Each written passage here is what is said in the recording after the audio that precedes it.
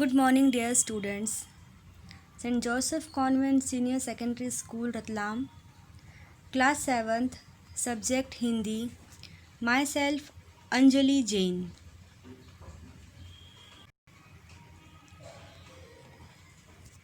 प्यारे बच्चों, आज हम पढ़ेंगे पाठ 5, जो कि एक कविता है, माँ कह एक कहानी, जिसके लेखक हैं मैथिली शरण गुप्त जी। बच्चों, इस कविता में गौतम बुद्ध के पुत्र राहुल और पत्नी यशोधरा के बीच बुद्ध के जीवन की ही एक घटना की चर्चा चल रही है। कविता में रक्षक और भक्षक के बीच के संघर्ष को बताया गया है और न्यायोचित पक्ष का वर्णन किया गया है। अहिंसा का संदेश ही कविता का मूल भाव है। हमें किसी से भी हिंसा नहीं करनी चाहिए, हमें अहिंसावादी होना चाहिए। यह इस कविता का मूल भाव है। निरपराध को मारना न्यायोचित नहीं है। कोई भी निरपराध हो, जिसने कोई गलती नहीं की है, जिसने कोई अपराध नहीं किया है, ऐसे व्यक्ति को मारना या ऐसे किसी भी पक्षी को या जानवर को मारना न्याय के में उचित नहीं माना गया है। यह इस कविता का मूल भाव के अंतर्गत आता है। बच्चों, हम शुरू करते हैं अब यह कविता। माँ कह एक कहानी। बेटा, समझ लिया क्या तूने मुझको अपनी नानी? कहती है मुझे यह चेटी, तू मेरी नानी की बेटी। कह माँ कह लेटी ही लेटी, राजा था या रानी, माँ कह एक कहानी। प्यारे बच्चों, इस कविता में राहुल अपनी माता यशोधरा से कहता है कि माँ एक कहानी सुनाओ। जिस तरह से हम भी अपनी माँ से हमेशा कहते हैं, जब हम छोटे थे तब कहते थे कि मुझे कहानी सुनाओ, वैसे ही राहुल भी अपनी माता यशोधरा से कह रहे हैं कि मुझे कहानी सुनाओ। इस पर माँ कहती है कि क्या तुमने मुझे अपनी नानी समझ लिया है? क्या मैं तुम्हारी नानी हूँ? क्योंकि कहानियाँ सुनाने का काम तो दादा दादी नाना नानी का होता है। इसीलिए यशोधरा कह रही है कि क्या मैं तुम्हारी नानी हूँ? तो वह कहता है कि यह दासी मुझे कहती है, चेटी मतलब दासी, यह दासी मुझे कहती है कि तुम मेरी नानी की बेटी हो। इसलिए माँ, तुम लेटे लेटे ही सही, पर मुझे राजा या रानी की कहानी सुनाओ। दूसरा पैराग्राफ। तू है हठी मान धन मेरे, सुन उपवन में बड़े सवेरे, तात भ्रमण करते थे तेरे, जहाँ सुरभि मनमानी, जहाँ सुरभि मनमानी। हाँ माँ, यही कहानी।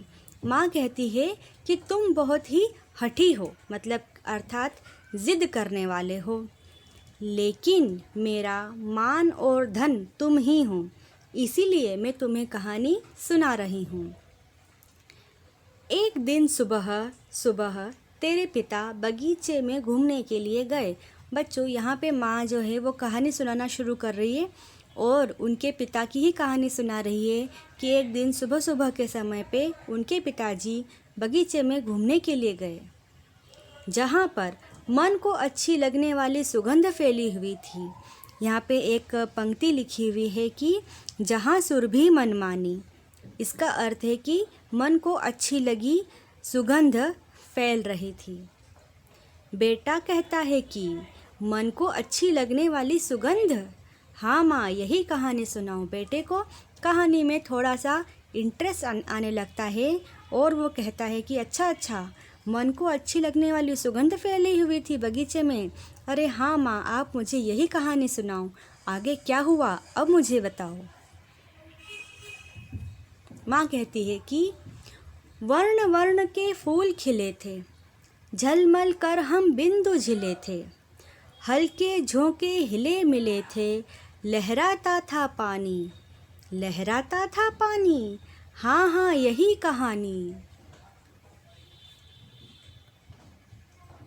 माँ कहती है कि बगीचे में कई रंग के फूल खिले हुए थे। ओस की बूंदें झलमल झलमल कर चमक रही थी।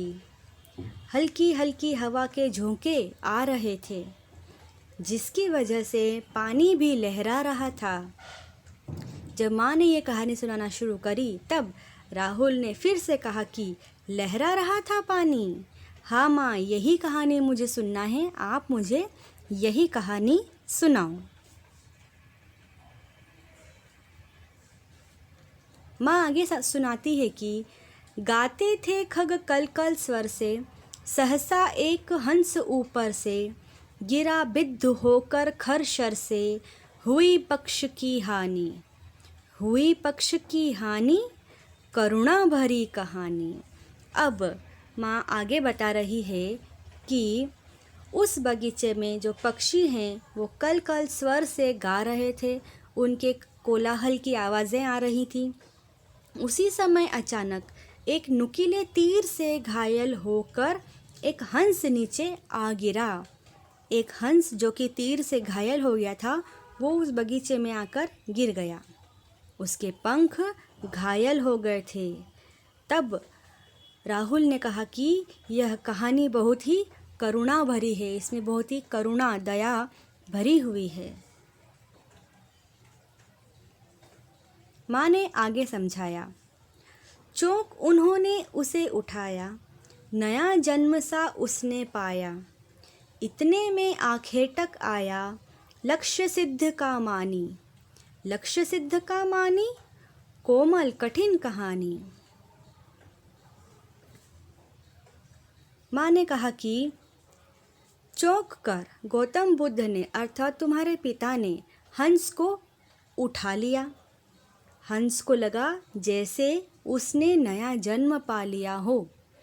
थोड़ी ही देर में शिकारी अपने अचूक निशाने पर खुश होता हुआ वहां आ पहुंचा। बच्चों, जब गौतम बुद्ध ने हंस को उठा लिया, उसका थोड़ा उपचार किया, तो हंस को ऐसे लगा जैसे उसको तो नया जीवन ही मिल गया हो। अब इतने में ही उस हंस को जिस शिकारी ने मारा था वो आ पहुंचा और वो बहुत ही खुश था क्योंकि उसने एक हंस का शिकार कर लिया था। उसका निशाना ऐसा था जो कभी चूक नहीं सकता था। उसे अपने लक्ष्य पर बहुत ही घमंड था और उसे इस बात का घमंड था कि वो कभी भी कोई लक्ष्य से नहीं डिगता है। यह कहानी कोमल और कठोर भावनाओं वाली है। एक तरफ तो गौतम बुद्ध ने उस हंस की रक्षा की थी और दूसरी तरफ जो शिकारी था वो कठोर भावनाओं से भरा हुआ था। इसीलिए जो राहुल हैं उन्होंने कहा कि यह कहानी कोमल और कठोर भावनाओं वाली है। अब माँ ने आगे कहा, मांगा उसने आहत पक्षी, तेरे तात किंतु थे रक्षी। तब उसने जो था खगभक्षी, हठ करने की ठानी। हठ करने की ठानी, अब बढ़ चली कहानी। अब ऐसे में क्या हुआ कि शिकारी ने उस आहत पक्षी को मांगा। शिकारी ने उस पक्षी को, उस हंस को मांगा। माँ कहती है कि तेरे पिता उस खगभक्षी शिकारी की से हंस की रक्षा कर रहे थे। खगभक्षी मतलब कि खग मतलब होता है पक्षी और भक्षी मतलब उसका भक्षक। तो उसके जो पिता थे वो उस शिकारी से हंस की रक्षा कर रहे थे, इसलिए शिकारी ने हंस को प्राप्त करने के लिए हठ करने की ठान ली। इसलिए शिकारी जिद करने लगा। जिद करने की उसने ठान ली कि मैं जिद करूँगा तो ये पक्षी मुझे ज़रूर दे देंगे। इस प्रकार यह कहानी आगे बढ़ चली है, यह राहुल कहता है। हुआ विवाद सदय निर्दय में, उभय आग्रही थे स्वविषय में। गई बात तब न्यायालय में, सुनी सभी ने जानी। सुनी सभी ने जानी, व्यापक हुई कहानी।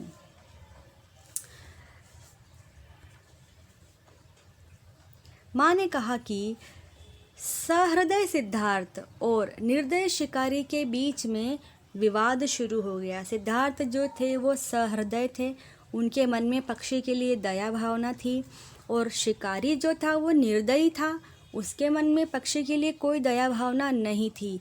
इस बात पर दोनों में विवाद शुरू हो गया। दोनों ही अपने अपने विषय में आग्रह कर रहे थे, दोनों ही अपनी अपनी बात एक दूसरे के सामने रख रहे थे।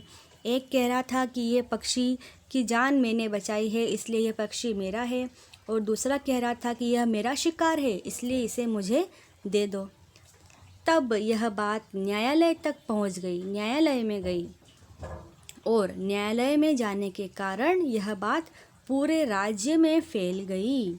लगभग सभी ने इस बात को सुना है और जाना है, इसीलिए ये कहानी अब व्यापक हो चुकी है। माँ ने आगे कहा, राहुल तू निर्णय कर इसका, न्याय पक्ष लेता है किसका। माँ ने राहुल को कहा कि अब तुम ही इसका निर्णय करो कि न्याय किसकी तरफ बोलेगा, किसका पक्ष लेगा। माँ मेरी क्या बानी, मैं सुन रहा कहानी, कोई निरपराध को मारे तो क्या अन्य उसे न उबारे। रक्षक पर भक्षक को वारे, न्याय दया का दानी, न्याय दया का दानी, तूने गुनी कहानी। माँ कहती है कि राहुल तू ही इसका निर्णय कर कि किसके पक्ष में होगा, कि ये जो फैसला है यह किसके पक्ष में होगा। राहुल कहता है कि माँ मुझे इतनी समझ तो नहीं है, मैं तो सिर्फ कहानी सुन रहा था, लेकिन फिर भी इतना ज़रूर जानता हूँ कि यदि कोई निर्दोष को मारता है तो क्या कोई उसे बचाने की कोशिश भी न करे। अगर कोई निर्दोष व्यक्ति को मारता है तो किसी व्यक्ति का ये फ़र्ज़ होता है कि उस व्यक्ति को बचाने की कोशिश करे। मारने वाले से रक्षा करने वाला महान होता है। जो व्यक्ति मारता है वो नहीं, बल्कि जो रक्षा करता है किसी भी व्यक्ति की या किसी जानवर की, पक्षी की, वह व्यक्ति महान होता है। न्याय सदैव दया का पक्ष लेता है और न्याय भी हमेशा दया का ही पक्ष लेता है। माँ कहती है कि बेटा तूने इस कहानी को अच्छी तरह से समझ लिया है, तुम्हें इस बात का अनुभव है, तुम इस बात को अच्छी तरह समझते हो कि मारने वाले से बचाने वाला बड़ा होता है। बच्चों, इस कहानी का मूल्य है अहिंसा, प्रेम और न्याय। सबसे पहली बात, हमें अहिंसावादी होना चाहिए, कभी किसी से हिंसा नहीं करनी चाहिए, लड़ाई झगड़ा नहीं करना चाहिए। प्रेम, हमें सभी के प्रति, चाहे वो मनुष्य हो, पशु हो या जानवर हो, सबके प्रति प्रेम का भाव हमारे मन में होना चाहिए। और न्याय, हमें न्याय का साथ हमेशा देना चाहिए। प्यारे बच्चों, मुझे लगता है कि आपको यह कविता अब समझ में आ गई होगी। आपने देखा होगा कि इस वीडियो में आपको कविता का संदर्भ, प्रसंग और भावार्थ भी लिखा हुआ मिल रहा होगा। बच्चों, जब आपके PT1 ख़त्म हो जाएंगे तब आपको इस वीडियो में से देखकर संदर्भ, प्रसंग और भावार्थ अपनी कॉपी में लिखना है। तब तक के लिए आप इस कविता को पढ़ें, समझें और इसके मूल्य को जीवन में उतारें। Thank you.